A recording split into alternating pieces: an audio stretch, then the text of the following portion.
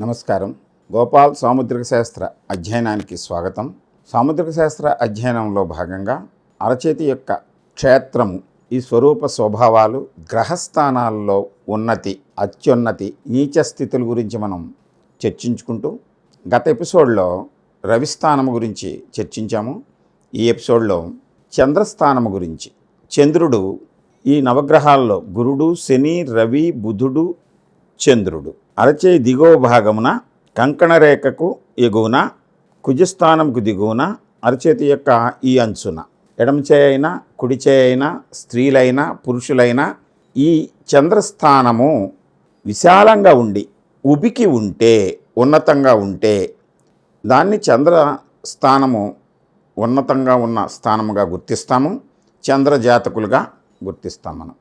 చంద్రుడు మనఃకారకుడు, మాతృకారకుడు. అంటే చంద్రుడి యొక్క ఉన్నతి మన మనస్సు, బుద్ధిలో ఉన్నతిని తెలియజేస్తూ ఉంటుంది. ఇది సామాన్యంగా ఇలా చూసినప్పుడు మిగిలిన భాగాల కంటే కొంచెం హెచ్చుగా ఉంటుంది. ఇది ఇంకా కొంచెం ఉబికినట్లు కనిపిస్తే వాడిని చంద్రజాతకులు అంటాం. వీరు సాత్విక భావాన్ని కలిగి ఉంటారు, భావోద్రేకం కలిగి ఉంటారు. వీరు తీవ్రమైనటువంటి ఆలోచనాశక్తి ఉంటుంది వీరికి. ఊహలు, కల్పనలు, కాల్పనిక సాహిత్యాన్ని వీరు మనసుతోటి, బుద్ధితోటి ఎక్కువగా పనిచేయడానికి ఇష్టపడతారు. శారీరక శ్రమ చేయడానికి ఇష్టపడరు. ఎక్కువ ఆలోచనలోనే గడుపుతూ ఉంటారు. మతమన్నా, ఆధ్యాత్మిక భావాలన్నా, క్రతువులు, యజ్ఞ యాగాదులు, రచనలు చేయటం, ఈ విధమైనటువంటి సాహిత్యపరమైనటువంటి అంశాలకి పత్రికలు, పాత్రికేయులుగాను పత్రికా రచనల్లో ముందుంటూ ఉంటారు. భావాన్ని స్వేచ్ఛగా ప్రకటించేటువంటి స్వభావం కలిగి ఉంటారు వీరు. ఇది సామాన్యంగా ఉన్నప్పుడు. ఈ గ్రహస్థానము బాగా పెరిగిపోయి ఉన్నతంగా ఎత్తుగా పెరిగిపోతే ఈ భావాలన్నీ కూడా ప్రతికూలంగా మారుతూ ఉంటాయి. ఊహలు అధికంగా జనిస్తూ ఈ చంద్రస్థానము ఉన్నతంగా పెరిగిపోయినటువంటి వారిలో ఎప్పుడు ఊహాలోకాల్లో విహరిస్తూ ఉంటారు. వీరు ఎక్కువ ఆహారాన్ని స్వీకరిస్తూ సోమరితనంగా ఎక్కువ మాట్లాడుతూ అందరితోటి వాచాలత. సహజంగా చంద్రజాతకులు భోజన ప్రియులు అవుతారు. కానీ అత్యున్నతంగా పెరిగిపోవటం వలన ద్రవ పదార్థాల మీద, విపరీతమైనటువంటి ఆహార స్వీకరణ మీద వీరికి మనసు పెరిగిపోయి ఈ భావాల్ని ఆధ్యాత్మిక యజ్ఞ యాగాదుల్లోనూ మతాన్ని గురించి విపరీతమైన ధోరణికి ఎదిగిపోయి తమ యొక్క భావాలని, ఆలోచనల్ని ఎంతసేపు ఈ వ్యతిరేక భావాలకే పరిమితం చేస్తూ అందరికంటే తన యొక్క భావాలు, తన యొక్క ఊహలు గొప్పగా ఉన్నాయనేటువంటి ఆలోచనతోటి ఇతరుల మీద వ్యతిరేకమైనటువంటి పదజాలాలను ఉపయోగిస్తూ విపరీత ధోరణికి లోనవుతూ ఉంటారు. ఇటువంటి సందర్భంలో మనం మానసికమైనటువంటి ప్రశాంతతని పొంది ఈ గ్రహస్థానం యొక్క ఉన్నతిని సరిచేసుకోవటానికి గొప్ప కవులు, రచయితల యొక్క జీవిత చరిత్రలు, ఋషులు, వేదాంతుల యొక్క బోధనలు, కుటుంబ నేపథ్యము, కుటుంబ బంధాలకి, స్నేహ బంధాలకి పెద్దపీట వేసేటువంటి నవలలు, రచనల్ని చదువుతూ వెన్నెల రాత్రుల్లోనూ, పౌర్ణమిల్లోనూ దేవాలయాలు, నదులు, చెరువులు, సరోవరాలు వంటి విహార ప్రదేశాల్లో విహరిస్తూ మానసిక సాధనలు చేస్తూ రచనల్లో సౌమ్యమైన, సాత్వికమైనటువంటి భావాలు కలిగించేటువంటి రచనలను, కళలను ఆస్వాదిస్తూ ఆహారాన్ని అధికంగా సేవించకుండా, ద్రవ పదార్థాలని అధికంగా సేవించకుండా నియంత్రణకు ప్రయత్నిస్తూ సాధన చేస్తే వీరి యొక్క వ్యతిరేక భావాలన్నీ కూడా కొంతవరకు సమసిపోయి ఊహలను యథార్థంగా మలుచుకోవటానికి తగిన ఆలోచన ఏర్పడి ప్రశాంతంగా జీవించగలుగుతారు. కొంతమంది చేతుల్లో ఈ చంద్రస్థానము పూర్తిగా కుచించుకుపోయినట్లు, నొక్కుబడి ఉన్నట్లు, ఈ భాగము తక్కువగా మిగిలిన దానికంటే ఇలా లోపలికి నొక్కబడినట్లు ఉంటాయి కొంతమంది చేతుల్లో. అటువంటి చంద్రగ్రహ స్థానము నీచ స్థితిలో ఉన్నటువంటి ఈ చంద్రగ్రహ స్థానం కలిగినటువంటి వ్యక్తులు ప్రతి పనిని కూడా అతిగా ఊహిస్తూ ఉంటారు. ఎక్కువగా వాళ్ళని వాగుడుకాయలు అంటూ ఉంటారు. అంటే మానసికంగా చంచలత్వం కలిగి అధికమైనటువంటి ఆహార పదార్థ తిండి ద్రవ పదార్థాలు సేవనం వలన ఊబకాయం బాగా శరీరము బరువుగా లావుగా పెరిగిపోయి కవిత్వ భావాలన్నిటి కూడా ఊహలకే పరిమితం అవుతూ ఆచరణ లేకుండా సోమరిలాగా కదలిక తగ్గిపోయి ఒకచోటే తమ ఊహల్లో తాము బ్రతుకుతూ తమ జీవితాన్ని వ్యర్థంగా గడుపుతూ ఉంటారు.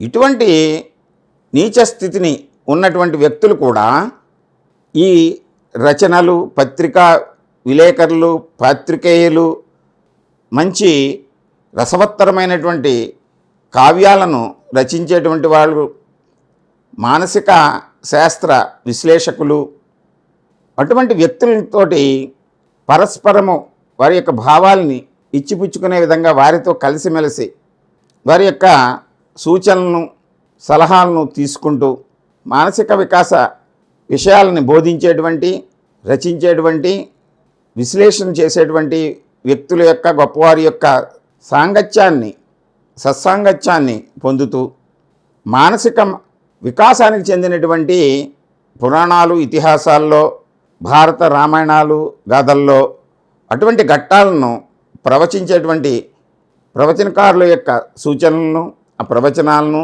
వింటూ మనల్ని మనం సరి చేసుకుని మన మానసిక స్థితిని వ్యతిరేక భావాల వైపు పోకుండా కట్టడి చేసి చక్కని భాషను ఉపయోగించుకునేలాగా మనల్ని మనం సరి చేసుకుని మన మనస్సుకి మనమే తర్ఫీదు ఇచ్చుకుంటూ మన మనస్సుని మనం తెలుసుకొని మన మనస్సుని మనం ప్రేరేపించుకుంటూ సరైన మార్గంలో మనం పయనించినప్పుడు మంచి ఫలితాలను సాధించగలరు. సహజంగానే ఈ 2 సంఖ్య వీరిది. చంద్రుడు శాంత స్వభావాన్ని, శాంతరసాన్ని ప్రేరేపించేటువంటి వాడుగా ఉంటాడు. వీరికి ఘర్షణలు, గొడవలు పట్టవు, దూరంగా ఉంటారు. ఘర్షణలకి, గొడవలకి దూరంగా ఉంటారు, సహజంగానే దూరంగా ఉంటారు. అది ఇంకా దిగువకి వెళ్ళిపోయినప్పుడు ఆత్మీయతా భావంలోకి వెళతారు. అంచేత వీళ్ళు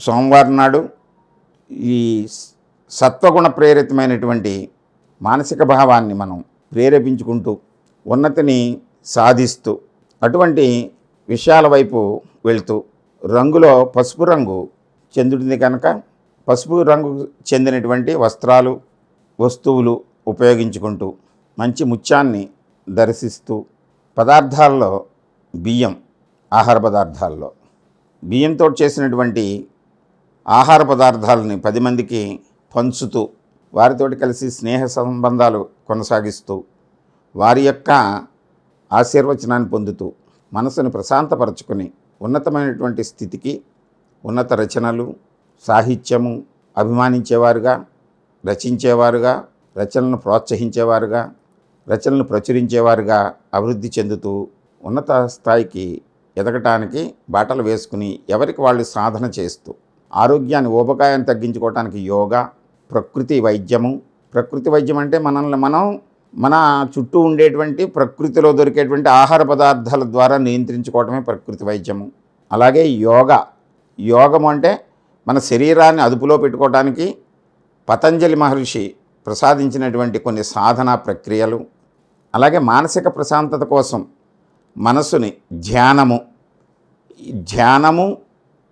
సత్సాంగత్యము, దైవ చింతన, పురాణ ఇతిహాసాలని అధ్యయనం చేయటం, నియమిత సమయాలని, నియమిత ఆహారాన్ని స్వీకరించటం, వీటిని మనం సాధన ద్వారా చేసినప్పుడు మన చేతిని మనం దర్శించుకుంటే ఇది కూడా ప్రకృతిలో భాగమే. ప్రకృతి నుంచి వచ్చినటువంటివే ఈ భావాలు మనకి. అందువల్ల ప్రకృతిని మనం ప్రేమించి ప్రకృతిపరమైనటువంటి అంశాలను మనం మనసులో ధ్యానించి ప్రకృతి పరంగా వచ్చినటువంటి సాధనలను చేసినప్పుడు మన మనస్సు నిశ్చలంగా, ప్రశాంతంగా, ఆలోచనాపరంగా, అభివృద్ధిపరంగా ఎదగటానికి అవకాశం ఏర్పడుతుంది. దీనికి మనం సాముద్రిక శాస్త్రంలో ఈ గ్రహాల యొక్క భావాలని తెలుసుకుని మనల్ని మనం సరి చేసుకోవడానికి సాముద్రిక శాస్త్రం సహకరిస్తుంది. నమస్కారం. గోపాల్ సాముద్రిక శాస్త్ర ఛానల్ని సబ్స్క్రైబ్ చేసుకోండి, శాస్త్రాన్ని అధ్యయనం చేయండి, షేర్ చేయండి, కామెంట్ చేయండి. తదుపరి ఎపిసోడ్లో మనం 3వ సంఖ్య గురుని యొక్క భావాల గురించి, దాంట్లో అత్యున్నతి, అతి నీచ, సామాన్యంగా ఉండేటువంటి భావాలని మనం ఎలా సరి చేసుకోవచ్చో అనే విషయాల గురించి చర్చించుకుందాం. నమస్కారం.